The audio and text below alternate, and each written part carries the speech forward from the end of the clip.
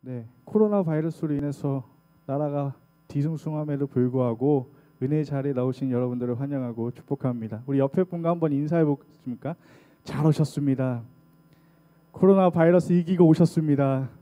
네, 오늘 나오신 분들 정말 귀한 하나님의 은혜가 있을 줄 믿습니다. 우리는 지금 예수님의 산상수훈 중 팔복에 관해서 우리가 말씀을 매주 수요일마다 나누고 있습니다. 우리가 8주간 살펴보고 있는 이 팔복이라는 말씀은 하나의 이야기를 하고 있는 것입니다. 그게 무엇이냐면 하나님 나라의 특성을 이야기해주고 있는 말씀입니다. 그러기에 팔복의 이 말씀은 하나님 나라의 특성을 각각 다른 측면에서 말하고 있는 말씀이기도 합니다. 그래서 우리는 이 팔복의 각각의 그 특성을 이해해야 하면서 전체적으로는 하나로 이해해야 할 것입니다. 우리는 2주간 첫 번째 복인 심령이 가난한 자는 복이 있나니와 두 번째 복인 애통하는 자는 복이 있나니에 대해서 우리가 2주간 살펴보았습니다. 오늘은 세 번째 시간으로 온유한 자는 복이 있나니라는 제목으로 우리가 하나님의 말씀을 나누고자 합니다. 먼저 온유함이 무엇인지 우리가 살펴보기 원하는데요. 여러분들은 온유한 사람을 생각할 때 떠오르는 이미지가 무엇이 있습니까? 온유함 딱 했을 때 내 머릿속에 딱 떠오르는 이미지. 그렇다면 우리는 어떠한 사람을 온유한 사람이라고 부를까요? 우리 옆에 분 한번 보시겠어요? 온유하신가요? 우리 옆에 분 보시게 온유하신가요? 오늘 예수님께서 하신 이 마태복음 5장 5장 말씀을 바로 들어가기에 앞서서 우리는 먼저 온유라는 단어의 뜻을 살펴보고자 합니다. 우리말의 온유란 성격이 온화하고 부드러운 의미를 가진다고 합니다. 영어 성경에는 meek라는 단어를 사용하는데 유순한, 온순한, 부드러운 등의 뜻을 갖고 있다고 합니다. 온유로 번역된 헬라어 단어는 프라우스라고 합니다. 그런데 이 온유로 번역된 이 프라우스라는 헬라어 단어에는 다양한 의미가 담겨져 있는데 좀 쉬운 의미로 해석해서 오면은 말씀드리면 침착하다, 부드럽다, 성내지 않는다, 관용성이 있다, 인내력이 있다는 등의 의미를 내포하고 있는 단어입니다. 따라서 온유한 자란 침착한 사람, 부드러운 사람, 성내지 않는 사람, 관용할 줄 아는 사람, 잘 참는 사람, 여유가 있는 사람이라고 부를 것입니다. 우리가 알아둘 것은 마음이 가난한 것과 애통하는 것은 우리 자신의 내면적인 상태를 말하는 것이라면 이 온유, 오늘 우리가 살펴보고자 하는 이 온유는 다른 사람들과의 관계 속에서 드러난다는 것입니다. 다시 말해서 이 온유는 우리 자신과 하나님과의 관계 및 우리 자신과 이웃과의 관계 속에서 표현되는 것입니다. 그런 이유로 인해서 온유함은 이 세상에서 그리스도인의 진면목을 나타내기 위해서 반드시 갖추어야 할 덕목이 아닐 수가 없습니다. 이러한 의미들을 다 종합해 봤을 때 오늘날 세상에서 온유한 자들은 이익을 많이 얻을까요? 아니면 불이익을 많이 얻을까요? 여러분 지금 전 세계 상황을 보면 어떠세요? 미국과 이란과의 상황, 또한 미국과 북한과의 상황, 미국과 중국과의 상황, 또한 미국, 대한민국, 북한과의 상황, 또한 대한민국과 일본과의 상황을 한번 보십시오. 오늘날에는 전 세계가 혼란스러운 상황에 처해 있습니다. 이렇게 혼란스러운 세상에 살아가고 있는 우리들은 힘이 세고 강하고 그 힘을 아무렇지 않게 행사할 수 있는 사람이 득세하는 것 같고 지배하는 것처럼 보이는 세상에 살아가고 있습니다. 그러지 않으신가요?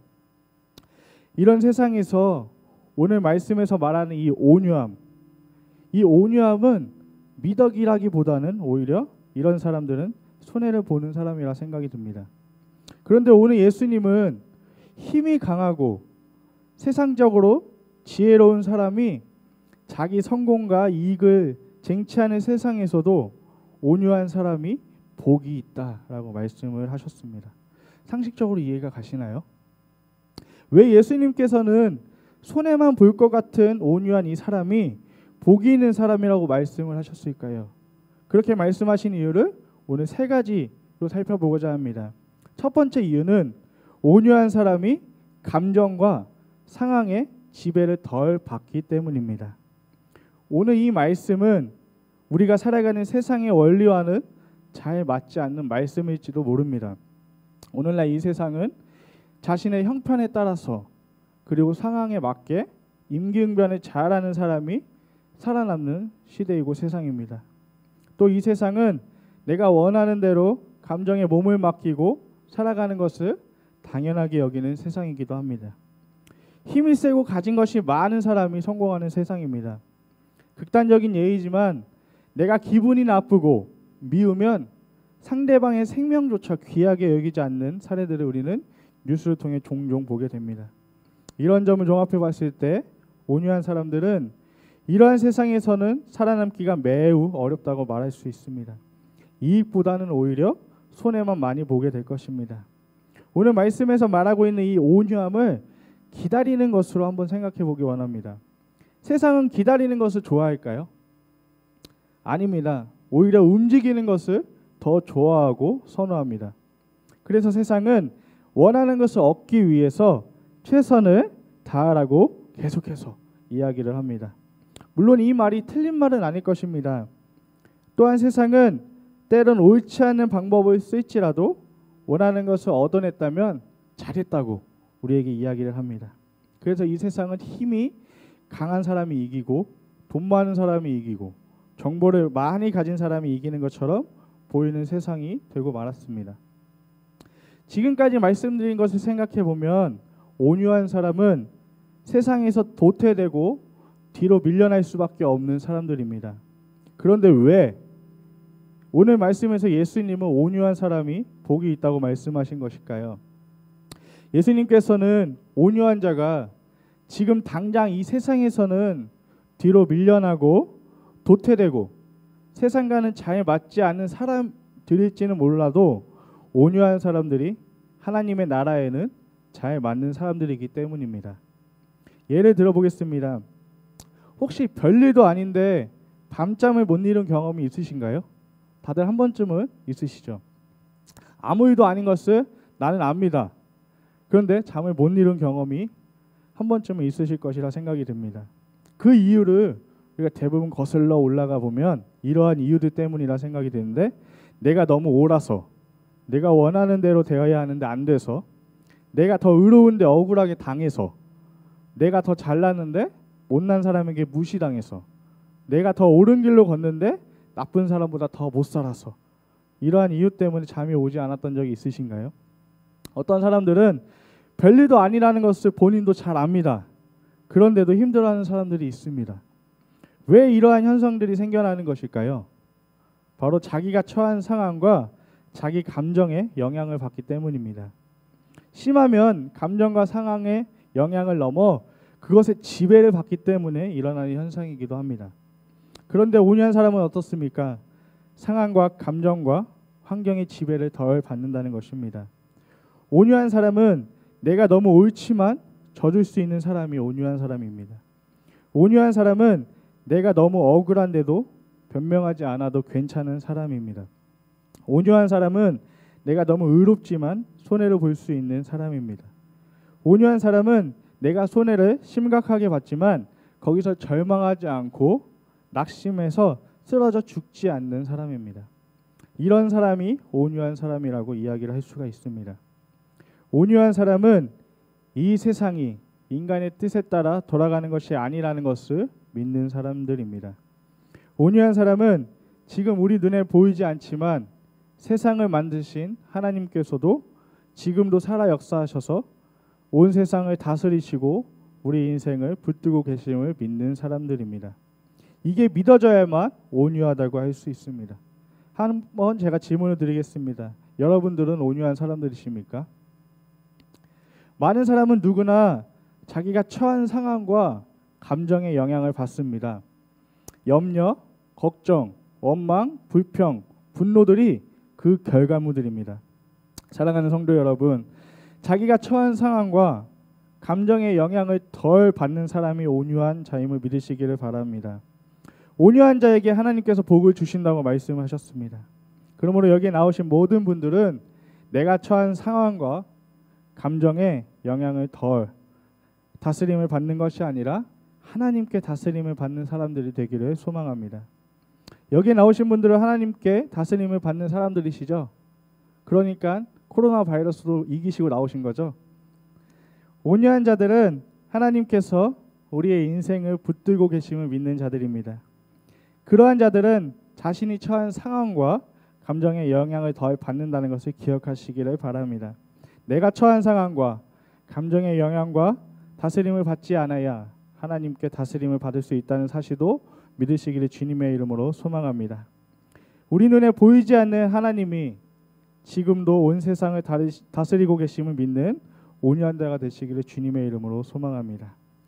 온유한 사람이 복이 있다고 말씀하신 두 번째 이유는 무엇일까요? 그 두 번째 이유는 온유한 사람이 하나님의 은혜를 사모하기 때문입니다. 오늘날 이 세상은 기다리는 것을 좋아하지 않습니다. 너무 변하는 속도가 빠르고 바쁘기 때문에 기다리는 것을 별로 좋아하지가 않습니다. 빠르게 돌아가는 이 세상에서 살다 보니 몸은 쉬고 있어도 마음 편히 쉬지를 못하는 세상이 되어버렸습니다. 무엇이라도 하고 있어야 마음이 편한 시대가 되고 말았습니다. 또한 어떤 일을 열심히 했는데 내가 원하는 대로 되지 않으면 또 힘들어하는 악순환이 반복되는 그 시대가 되어버렸습니다. 그런데 온유한 사람은 어떨까요? 기다릴 줄 안다는 것입니다. 온유한 사람은 내가 원하는 것이 당장 지금 내 눈에 보이지 않고 이루어지지 않아도 조바심을 내지 않는다는 것입니다. 지금 이것은 포기하는 것과는 전혀 다릅니다. 체념이 아니고 바뀌는 것입니다. 온유한 사람은 지금 내가 염려하고 걱정하는 문제를 내가 책임지지 않아도 대신 책임져 주시는 분이 있다는 것을 믿는 사람입니다. 누가 책임져 주심을 믿는 것일까요? 바로 하나님이 책임져 주신다는 것을 믿는다는 것입니다. 여러분들도 하나님께서 우리를 책임져 주심을 믿으시나요? 예전에 어떤 통계를 본 적이 있습니다. 어떤 통계였냐면 자녀들을 결혼시킬 때 많은 부모님들이 결혼을 준비하는 자녀들에게 하는 말씀의 통계였습니다. 어떤 말이 제일 많은 표를 얻었을까요? 어떤 이야기가 많은 표를 얻었을까요? 제일 많이 얻은 표는 이것입니다. 믿음 좋은 것보다 착한 사람을 만나. 이 말이 제일 많은 표를 얻었다고 합니다. 믿음은 결혼하면 생길 수 있지만 성격은 안 변해. 그러니까 착한 사람을 만나 라고 많은 부모님들이 결혼을 준비하는 자녀들에게 하였다고 합니다. 그런데 성경에서는 믿음이 좋은 것과 온유한 것을 다르게 이야기하고 있지 않습니다. 믿음이 좋은 사람은 온유한 사람이 됩니다. 그렇게 될 수밖에 없습니다. 어떻게 이렇게 악하고 바쁘고 험한 세상에서 우리가 온유할 수 있겠습니까? 하나님이 계시다는 것을 믿고 하나님의 은혜를 사모하기 때문에 온유할 수 있는 것입니다. 이것은 그냥 성격이 착한 것이 아닙니다. 우리가 팔복에 대해서 지난주부터 시작해서 우리가 8주간 말씀을 나누고 있습니다. 팔복이 기록되어 있는 이 마태복음 5장은 이 마태복음 5장 3절에서 10절을 두 부분으로 우리는 나눠 볼 수가 있습니다. 마태복음 5장 3절에서 6절까지의 이 말씀은 하나님 앞에서 우리가 가져야 할 자세와 태도에 관한 이야기입니다. 5장 7절부터 10절까지의 말씀은 사람들 사이에서 가져야 할 자세에 대한 이야기입니다.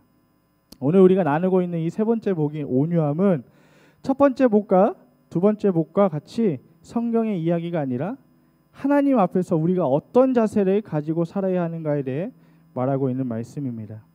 그러므로 온유한 사람은 더 이상 사람의 기준과 세상의 눈으로 바라보지 않아야 합니다. 오직 하나님께서 하신 말씀의 기준으로 하나님의 시각으로 온 세상을 바라보아야 할 것입니다. 영국의 소설가이자 유명한 기독교 변증가이자 순전한 기독교의 저자인 C.S. 루이스는 자신의 책 기적에서 이러한 말을 남겼습니다. 나는 태양이 떠오르는 것을 믿듯이 기독교를 믿는다. 내가 그것을 보기 때문이 아니라 그것을 통해 모든 것을 보기 때문이다. 이 말은 C.S. 루이스가 한 이야기 중에 제일 유명한 말 중에 하나입니다. 태양이 떠오르면 어떻습니까? 밤에 보이지 않던 것들이 눈에 보이기 시작을 합니다. 어둠 속에서 흐릿하던 것들이 선명해집니다. 태양이 떠오르는 것 자체는 당연한 일입니다. 그렇지만 우리가 그 빛을 통해서 보이는 것들은 정말 놀랍고 신비하지 않으십니까? 우리가 세상을 하나님의 시각으로 바라볼 수 있도록 렌즈 역할을 하고 빛의 역할을 하는 것이 바로 성경입니다. 그래서 온유한 사람은 말씀 안에 하나님의 은혜를 사모합니다. 반대로 온유하지 않은 사람은 어떠할까요? 말씀 앞에서 겸손해지기가 너무 어렵습니다. 내가 생각하는 것들이 다 옳다고 생각하는 사람은 무엇을 이야기할 때 네 라고 하지 않고 다시 반문을 합니다. 이것이 왜 문제가 될까요? 기본적으로 내가 아는 것이 다 옳은 것이기 때문에 들을 생각을 하지 못하기 때문입니다. 이들은 전혀 들을 생각이 없기 때문에 하나님의 음성도 듣지 못합니다. 그래서 에스겔 성경을 보면 이렇게 돌 같은 우리의 마음을 예수님이 오셔서 어떻게 바꾸시는지에 대해서 이야기가 기록되어 있습니다. 우리 같이 에스겔에서 36장 26절 말씀을 함께 읽어보겠습니다. 시작. 또 새 영을 너희 속에 두고 새 마음을 너희에게 주되 너희 육신에서 굳은 마음을 제거하고 부드러운 마음을 줄 것이며. 아멘. 여기서 부드러운 이 마음이 오늘 말씀에서 나오는 온유함이라고 보시면 되겠습니다. 방금 읽은 말씀 뒤에 말씀을 읽어보시면 이러한 온유한 마음을 주셔서 성경에 있는 하나님의 말씀을 지키게 한다는 이야기가 기록되어 있음을 우리가 알 수 있습니다. 이러한 사실들을 종합해 봤을 때 온유한 사람은 하나님의 은혜를 사모하는 사람입니다. 그런데 보통 어떤 사람들이 온유할까요?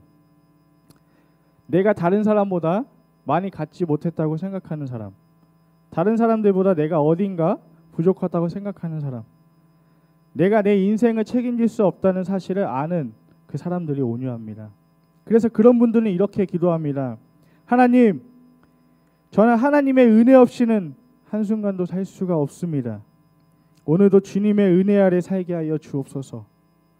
오늘 은혜 자리를 사모하여 나오신 여러분들도 이러한 겸손한 기도가 우리 평생의 기도가 되기를 주님의 이름으로 소망합니다. 온유한 사람이 복이 있다고 말씀하신 마지막 이유는 무엇일까요? 마지막 이유는 하나님께서 온유한 사람을 위해 일하시기 때문입니다. 오늘 말씀을 다시 한번 읽어보겠습니다. 5절 말씀 우리가 읽겠습니다. 시작. 온유한 자는 복이 있나니 그들이 땅을 기업으로 받을 것이미요. 아멘. 우리가 5절 하반절에 어떻게 기록되어 있습니까? 이 땅을 기업으로 받는다라고 말하고 있습니다. 무엇을 줄 때 주는 사람 없는데 혼자서 받을 수가 있습니까? 그것은 받는다고 하지 않고 그냥 가진다고 하는 겁니다. 반드시 주는 사람이 있어야 하는 것이 전제 조건입니다. 받는 것은 준 다음에 일어나는 일입니다. 그런 점에서 주는 분이 있는 게 오늘 말씀의 전제 조건입니다. 그렇다면 주시는 분이 누구일까요? 바로 하나님이시라는 것입니다. 하나님은 어떤 사람에게 주시는 것일까요? 바로 온유한 사람에게 주신다는 것입니다. 우리는 세상이 어떻게 돌아가는지 잘 모릅니다. 많은 분들이 내 눈에 보이는 것은 안다고 하지만 사실은 같이 살고 있는 식구들의 마음조차도 모를 때가 많이 있습니다. 그런데도 다 아는 것처럼 행동하고 말할 때가 많이 있습니다. 오늘날 많은 사람들은 내가 생각하는 거, 말하는 거, 느끼는 것이 다 옳은 것이라고 착각하고 있을 때가 많이 있습니다. 그래서 그것들로 인해서 스스로를 힘들게 합니다. 또 많은 사람들이 힘들어하는 이유가 하나님께서 말씀하신 뜻을 기다리지 않고 내 마음이 그냥 가는 대로, 내 경험이 인도하는 대로 먼저 가버리기 때문에 힘들어합니다. 하나님께 묻고 의지하기보다는 더 편한 돈과 힘, 내 경험을 의지하기 때문에 힘들어합니다. 성경에서 답을 찾는 것을 참 수고스럽게 생각을 한다는 것입니다. 그래서 성경을 묵상하기보다는 더 쉬운 길을 택하려고 합니다. 사람을 따라간다든지 감정을 따라간다든지 이렇게 하려고 합니다. 수많은 사람들이 그래서 힘들어하는데 왜 힘들어하는지 자기 자신은 모른다는 것입니다. 이 얼마나 불행한 일입니까? 어떤 목사님께서 이런 이야기를 하신 적이 있습니다. 다 아는 분에게는 가르칠 것이 없고 가르쳐도 소용이 없습니다. 다 할 줄 아는 사람에게는 뭐 해줄 수도 없고 해줄 필요가 없습니다. 자기가 다 옳다고 생각하는 분에게는 예수님이 별로 필요하지 않습니다. 그래서 스스로 힘든데 그 이유를 잘 모릅니다. 여기에 나오신 모든 분들 중에서도 나도 이렇지 않은지 한번 생각해 보는 시간이 되셨으면 좋겠습니다. 그러나 온유한 사람, 다른 사람보다 내가 많이 부족하다는 것을 아는 사람, 내가 아는 것이 다 옳은 것이 아님을 인정하는 사람, 내가 아는 것이 전부가 아니라는 것을 인정하는 사람, 내가 틀릴 수도 있다는 것을 겸손히 인정하는 사람, 정직하게 내가 잘못했을 때 사과할 수 있는 사람, 스스로의 힘으로 자기 인생을 행복하게 할 수 없다는 것을 아는 사람, 그런 사람에게 하나님이 역사하십니다. 힘이 없고 연약한 사람, 그래서 하나님을 의지하지 않고서는 살 수 없는 온유한 그 사람, 그런 사람들에게 하나님은 역사하신다는 사실입니다. 지금까지 예수님께서 온유한 자가 복이 있다고 말씀하신 이유에 대해서 우리가 살펴보았습니다. 이제 중요한 것이 남았습니다. 온유한 자에게 땅을 주신다고 하셨는데 과연 그 땅이 무엇일까요? 온유한 자가 받는다는 땅이 무엇일까요? 강남의 좋은 땅일까요? 아니면 지금은 보잘것없지만 몇 년에 값이 올라갈 땅일까요? 전혀 아닙니다. 하나님이 주시는 것은 언제나 우리가 생각하는 것보다 훨씬 좋은 것을 주십니다. 우리가 기대하는 것보다 훨씬 좋은 것을 하나님은 우리에게 주시는 것입니다. 우리 같이 시편 말씀을 읽겠습니다. 시편 37편 7절에서 11절 말씀입니다. 우리 한 목소리를 같이 읽겠습니다. 시작. 여호와 앞에 잠잠하고 참고 기다리라. 자기 길이 형통하며 악한 꾀를 이루는 자 때문에 불평하지 말지어다. 분을 그치고 노를 버리며 불평하지 말라. 오히려 악을 만들 뿐이라. 진실로 악을 행하는 자들은 끊어질 것이나 여호와를 소망하는 자들은 땅을 차지하리로다. 잠시 후에는 악인이 없어지리니 네가 그곳을 자세히 살필지라도 없으리로다. 그러나 온유한 자들은 땅을 차지하며 풍성한 화평으로 즐거워하리로다. 아멘. 오늘 본문 말씀은 시편 37편 11절의 말씀을 그대로 인용한 말씀이기도 합니다. 방금 함께 읽은 시편 37편 7절에서 11절의 말씀은 예수님이 오셔서 처음 하신 말씀이 아닙니다. 하나님께서 구약 성경에서도 이미 악한 사람들 때문에 힘들어하지 말라. 억울한 일을 당해도 그것이 끝이라고 생각하지 말아라. 그런 것들은 잠시야. 온유한 자들이 결국 땅을 차지하게 되어 있다 라고 약속을 하셨습니다. 시편 37편을 집에 들어가셔서 자세하게 읽어보십시오. 온유한 사람은 땅을 받는데 영원히 받는다고 말하고 있습니다. 그럼 과연 그 땅은 무슨 땅일까요? 아까 앞에다 말씀드린 강남이 좋은 땅일까요? 아니면 땅값이 올라갈 땅일까요? 이 세상에서 말하는 좋은 땅일까요? 모두 아닙니다. 일시적인 땅을 말하는 것이 아닙니다. 그러나 예수님께서 말씀하신 이 땅은 일시적인 땅이 아니라 영원한 땅을 말씀하시는 것인데 그 영원한 땅 바로 하나님의 나라를 말씀하고 계시는 것입니다. 하나님의 나라는 온유한 자가 받는다는 사실을 꼭 기억하시길 바랍니다. 말씀을 정리하겠습니다. 온유한 사람은 감정과 상황의 지배를 덜 당하며 하나님의 은혜를 사모하는 자라고 말씀을 드렸습니다. 하나님은 온유한 사람이 땅을 기업으로 받는다고 말씀하셨습니다. 그러나 그 땅이 일시적인 땅이 아니라 영원한 땅 하나님 나라라는 사실입니다. 사랑하는 성도 여러분, 여기에 나오신 저와 여러분들은 그리스도를 믿음으로 이미 받은 그 축복을 온유한 자로 늘 누리며 평생에 누리며 영원히 누리는 은혜가 있으시기를 주님의 이름으로 소망합니다. 그래서 온유한 자가 되어 하나님의 나라를 기업으로 받는 복된 자들이 되기를 주님의 이름으로 소망합니다.